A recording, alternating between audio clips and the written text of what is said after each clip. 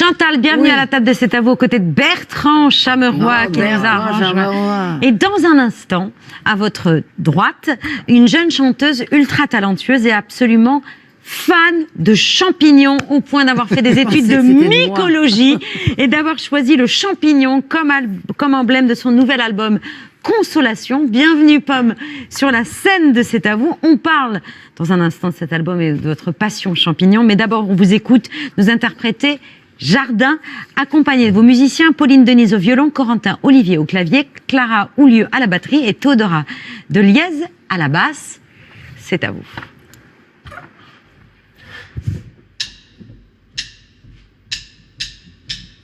Dans le jardin de mon enfance, entre les arbres et la violence, j'ai retrouvé ce qui calmait mon cœur, les fraises, l'odeur des vacances. Entre les drames et l'insouciance, les escaliers qui supportaient mes pleurs. Pourquoi j'y pense encore? Quoi de mieux avant? À part les rires en farandole, à part l'été qui me console, qu'est-ce qui me manque tant? Pourquoi j'y pense encore autant? Y'a quoi de mieux avant?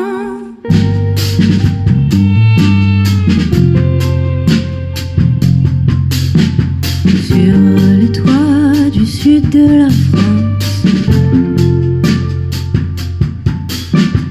quand le vent et l'eau se mélangent,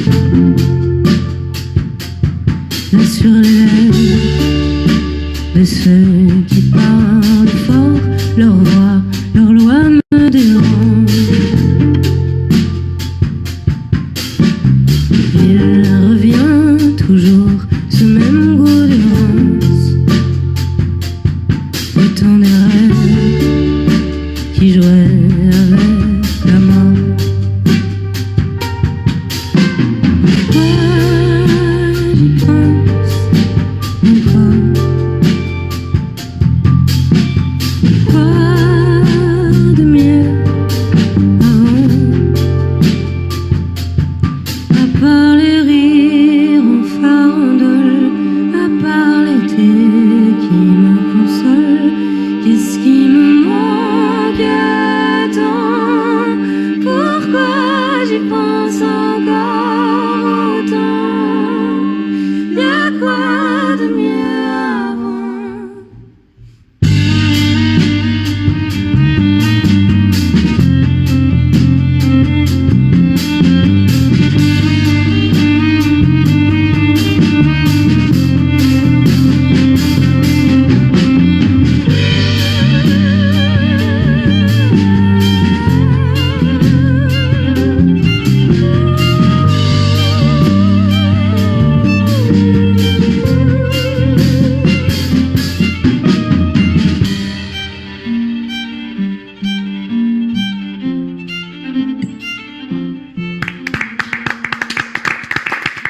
Pomme sur la scène de C'est à vous avec Jardin, extrait de ce troisième album Consolation. Bonsoir, ravi de vous accueillir à la table de C'est à vous. Je vous présente Cédric Béchade, notre chef de la semaine. Et pas de pommes ni de champignons au menu ce soir. Si je l'avais su, j'aurais pu. En plus, on est en pleine saison. Mais non, Il je faut vous vous ai renseigner, mon petit bonhomme. J'ai pas envie. Pour le coup, je vais rebondir avec une morue au cacao. Le cacao est arrivé au Pays Basque, à Bayonne.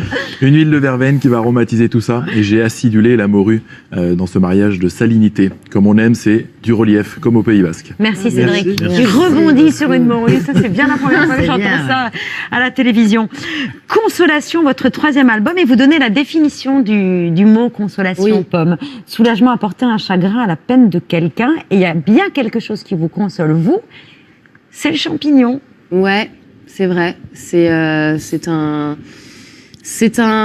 une catégorie un peu à part quand même. C'est ni une plante ni un animal déjà. Et j'ai appris ça il y a pas très longtemps. Et je pense que j'ai été très influencée évidemment par Claude Ponty qui a aussi collaboré sur la pochette de l'album, qui était l'illustrateur de mon enfance et de l'enfance de plein de générations confondues en fait. Et c'est pas formidable Claude Ponty. Exact. C'est pas que ma génération, c'est avant et aussi après. Et en fait, il y a énormément de champignons dans son travail et beaucoup de maisons dans des champignons, dans des arbres et tout.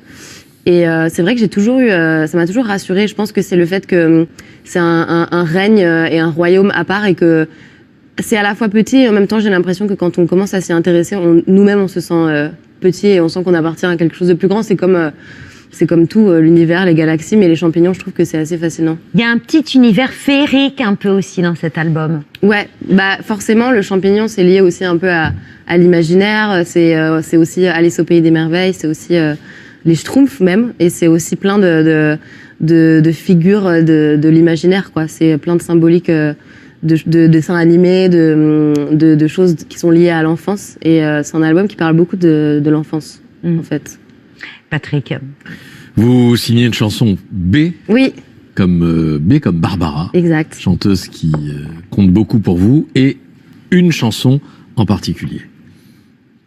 Faites que jamais ne revienne le temps du sang et de la haine. Car il y a des gens que j'aime à Göttingen. Et lorsque sonnerait l'alarme, s'il fallait reprendre des armes, mon cœur verserait une larme pour Göttingen, pour Göttingen. Göttingen, sublime, que vous reprenez régulièrement Oui. en concert. Qu'est-ce qui vous lie à Barbara et à cette chanson ? C'est une très bonne question et j'ai du mal à y répondre parce que j'ai l'impression d'avoir un lien hyper fort avec Barbara, mais que je ne sais décrire et j'ai toujours peur d'avoir l'air folle quand je parle d'elle parce que je l'ai jamais rencontrée, je la connais pas du tout. Et d'ailleurs, elle est décédée 1 an après ma naissance, donc je n'aurais jamais pu même la croiser. Et il y a quelque chose qui est difficile à décrire. J'ai l'impression que c'est comme une grande tante, quoi. J'ai l'impression que c'est quelqu'un qui aurait pu être dans ma famille et qui a énormément de choses à m'apprendre. J'ai beaucoup écouté Barbara, évidemment, mais j'ai aussi beaucoup lu. J'ai lu j'ai lu ses mémoires, évidemment, qui ne sont pas terminés. Et je sais pas trop comment en parler. C'est pour ça que j'ai écrit cette chanson. Parce que je sais pas comment dire le lien que j'ai avec Barbara, mais je l'ai découverte quand j'avais 8 ans. Donc déjà, ça veut dire que elle fait partie de ma vie depuis longtemps et qu'elle a rapidement fait partie de ma vie.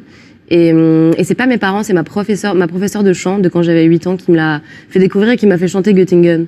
Et en fait, découvrir Barbara à 8 ans avec Göttingen, c'était une chance immense. Et encore aujourd'hui, j'ai pas écouté toutes ces chansons parce que j'ai envie de garder des inédits de ces chansons jusqu'à ma mort. Donc ouais, et d'ailleurs je me suis fait offrir par son neveu Bernard, que j'embrasse, que j'ai rencontré la semaine dernière, le coffret de tous ses albums avec des inédits. Donc il y a des inédits qui m'attendent. Ouais, exactement. Et Bernard qui sera notre invité vendredi. Ah bah voilà. Parce qu'on va consacrer une partie de l'émission une petite bise à Barbara. Mais pas de trop près pour ne pas qu'il attrape mon rhume. Pomme se disent qui vient après l'énorme succès des Failles, votre précédent album, qui vous avez vu couronner artiste féminine de l'année aux victoires. C'était votre 2e victoire après les Révélations en 2020, et vous êtes la plus jeune artiste ever à avoir reçu cette distinction. La lauréate est Pomme.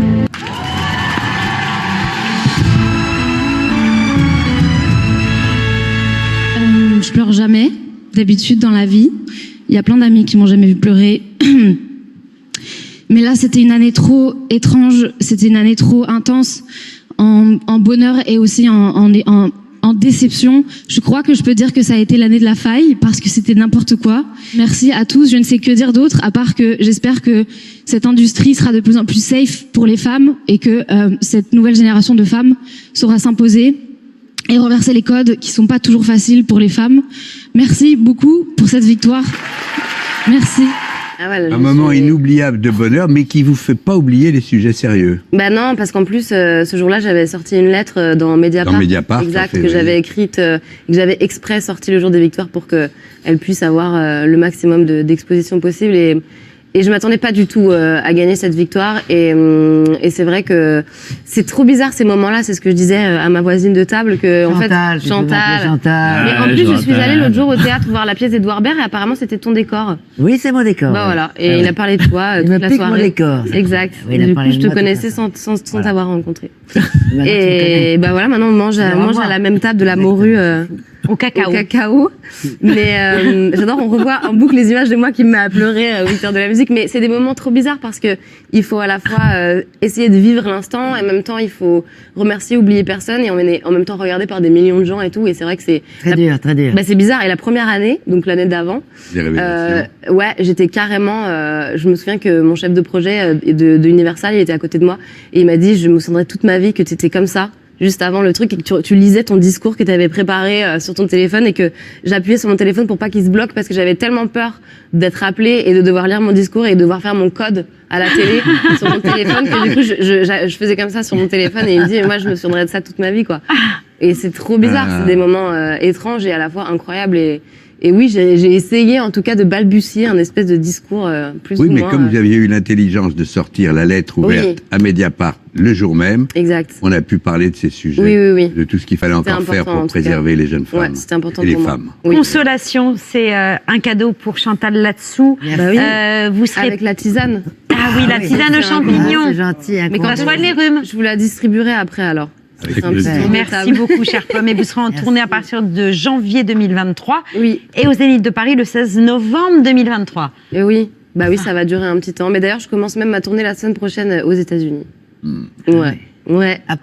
Apple in New York le 14 décembre. Et après, je reviens en France pour recommencer la tournée en France en janvier. Exact. Mais les États-Unis, ça intéresse pas les Français, mais je le dis quand même juste parce que ça nous impressionne. Parce que c'est chic. C'est vrai que c'est chic. Merci, chère Pomme. Merci beaucoup. C'est toujours un plaisir de vous avoir. Je tiens à vous remercier parce que particulièrement parce que vous êtes probablement, je crois que vous êtes la première émission de télé à m'avoir accepté en 2020, juste avant les victoires. En fait, personne ne voulait jamais me programmer et vous m'avez invité pour chanter Je sais pas danser. Et c'était avant les victoires et tout ça, et depuis je suis revenue plein de fois et ça me fait toujours très plaisir. Et c'est la première fois que j'ai accès à un dîner. Parce qu'il y avait le Covid, et du coup je n'avais pas eu de vraiment. On doit ça au flair de notre programmateur musical qui s'appelle Nicolas Tchobanov, qu'on embrasse et qu'on salue, qu'on remercie. Un grand merci. Merci, chère Pomme, merci Chantal. On conclut cette émission comme tous les soirs par les actualités de Bertrand. Ah non, ça va pas revenir. Ça va. Oh bah restez quand même. Ah oui. Enfin, si vous voulez y aller, vous pouvez, mais je Non, suis un petit peu parce vexé, qu'elle m'a dit merci Chantal, tu sais. Parce que je suis polie. Merci Chantal, merci Chanchan. Non, restez à la une de ce 7 décembre, l'événement sportif des dernières 24 heures, l'élimination au mondial de l'Espagne par le Maroc, victoire qui a provoqué de nombreuses scènes de liesse, de la grosse ambiance filmée au plus près et en direct, notamment par BFM, qui avait peut-être un peu sous-estimé l'ampleur de la ferveur. Et je me suis réfugié sur un rooftop. Il y avait beaucoup trop de monde en bas.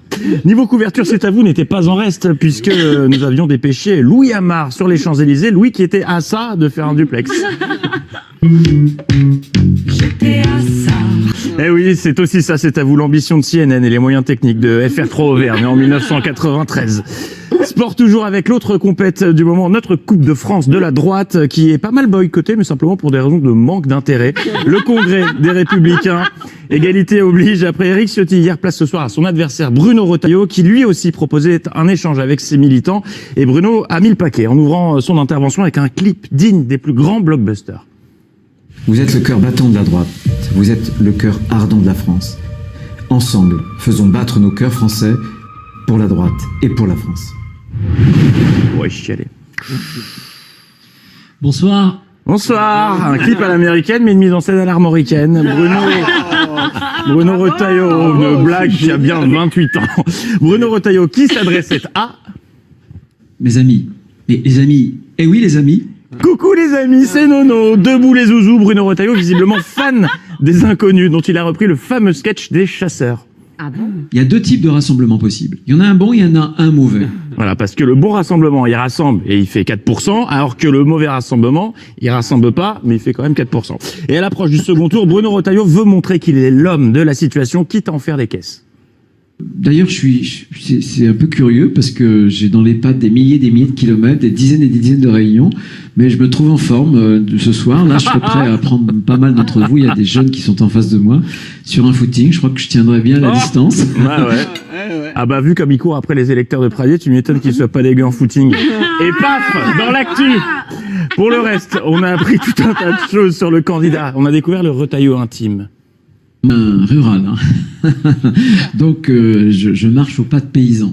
J'habite la maison que mon grand-père, la ferme que mon grand-père avait achetée avant la Seconde Guerre. Souvent en Vendée, on fait une sardinade à Saint-Gilles-Croix-de-Vie parce que c'est en Vendée, à Saint-Gilles-Croix-de-Vie, qu'on a la meilleure sardine de France. Ah, sans déconner. Et ben moi, je sais lever mes sourcils.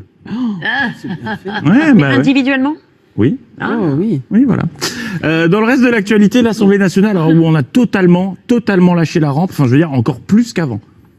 Qui est pour, qui est contre, il est rejeté. Au nom de la France catholique et de la liberté. Oui, ben en fait de liberté, monsieur Briand, vous n'êtes pas brillant. Vous m'obligez à constater que jusqu'ici la discussion s'était poursuivie dans le calme. J'estime qu'un catholique digne de ce nom, qu'un royaliste dévoué ne peut voter ce texte. C'est la guerre que vous nous apportez. Et nous la ferons. Qu'est-ce que c'est que ce bazar? Il y a des champis là-bas aussi, non? Alors je rassure les téléspectateurs, les personnes que vous venez de voir ne sont pas députés, mais comédiens. Ce matin, à l'Assemblée a été reconstitué. Il rejouait le débat sur la loi de 1905 sur la séparation des églises et de l'État.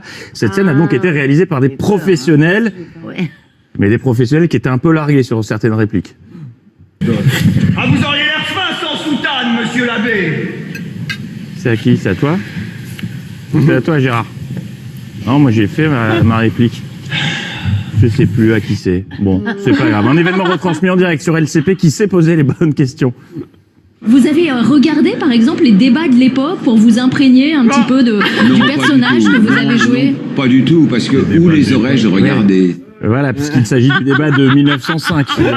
De facto, les télé HD n'existaient pas encore. Une reconstitution à laquelle a participé la présidente de l'Assemblée, Yael Braun-Pivet, qui a débriefé sa prestation au micro d'LCP, mais dans sa tête, elle était sur la scène du Palais des Festivals de Cannes.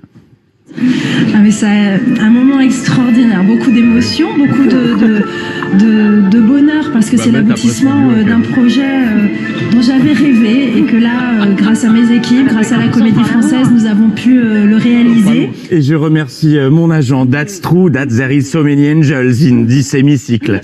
Tiens, ça faisait longtemps qu'on n'avait pas pris de ses nouvelles. Le roi Charles III, que devient-il? Il a de ses journées, les enfants. Hier, il a découvert qu'être le king, ce n'est pas que kiffer sous les dorures, puisqu'elle a été victime d'un deuxième jet d'œuf. Le deuxième, depuis qu'il est sur le trône, mais ce n'est pas tout. Jingle.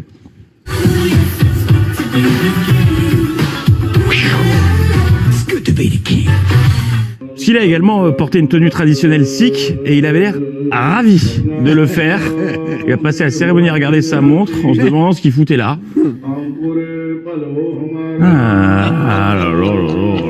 Il a ensuite rencontré un cygne en papier mâché. Et des chevaux en papier mâché. Puis il a pris le métro. Il a ouvert un mini rideau. Et il s'est fait applaudir. Après ça va, il prend juste un escalator, c'est pas non plus. Ah, que c'est beau d'être roi. Et on referme ces actualités avec... qui peut bien m'appeler en visio à cette heure-ci? Votre micro, le smartphone est loin aujourd'hui de votre bouche. Je vais me rapprocher un petit peu. Ah, là c'est mieux. C'est bien, c'est un peu près. Jacques Vendroux qui parle très près de la caméra mais qui a des infos sur la santé de Pelé. Voilà. Et des nouvelles de Pelé, il va mieux. Bon, c'est pourquoi vous l'avez eu au téléphone ou comment vous savez ça? J'ai l'ami d'un ami d'une amie qui habite Rio qui s'est renseigné et il paraît que Pelé va mieux. Il est toujours vivant. C'est ça le plus important. C'est ce que la famille a fait savoir. Bon, l'ami d'un ami d'une amie qui habite à Rio, c'est une source fiable. Il va mieux. Et pour une fois, pas trop de folklore. Hein. Tonton Moustache a voulu parler foot, mais visiblement, ça ne passionnait pas Pascal Pro. Je voudrais simplement dire que, rappelons les quarts de finale quand même. Oui, non mais on s'en fiche des quarts de finale. Ouais, on s'en fout. Non, c'est plutôt Angela là-bas, Jacques. L'info revient demain. Bonne soirée. Bravo Bertrand Chameroy. Les actualités c'est tous les soirs dans ce tabou. Un enthousiasme délirant. Merci Pomme, merci Chantal, merci à toutes les deux d'avoir accepté notre invitation. Restez sur France 5. La grande librairie d'Augustin Trapenard ouvre dans quelques secondes. Juste le temps de nous tourner vers Fifi pour saluer nos téléspectateurs. Merci de nous avoir suivis. Gros bisous. À demain 19h. Bye. Ce qui calme le cœur, les fraises, l'odeur des vacances.